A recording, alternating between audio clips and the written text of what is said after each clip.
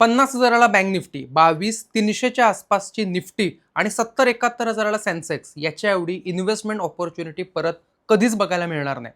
Lockdown सारखी परिस्थिती आली ना, तर मी असा बाय करेन. मला जर का डीप भेटली, तर मी इतकी छान इन्व्हेस्टमेंट करेन. आली. हीच वेळ सध्या आपल्या डोळ्यासमोर दिसते. ओके, मी जे तुम्हाला सांगतोय, this is not buy or sell recommendation. फक्त मार्केटमध्ये काय चाललंय याचा ओव्हरव्ह्यू मी तुम्हाला देतोय. 8,300 वरून क्रूड ऑइल 8,900, 9,300 आणि 9,800 पर्यंत आलंय. आत्ता 9,805 जस्ट क्रूड ऑइल चालू आहे आणि या सेम वेळेला नॅचरल गॅस कुठे आहे? 274, 275 आहे तिथेच आहे.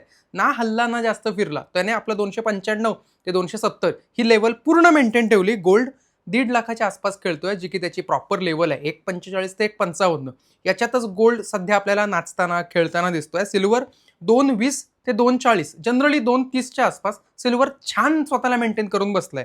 मार्केटमध्ये स्टॉक बघायला गेलात तर लार्ज कॅपमध्ये गव्हर्नमेंट स्टॉकने चांगलं गेनर्समध्ये बसायचं स्थान दाखवलंय. पॉवर ग्रिड 290 ते 310 याच्या दरम्यान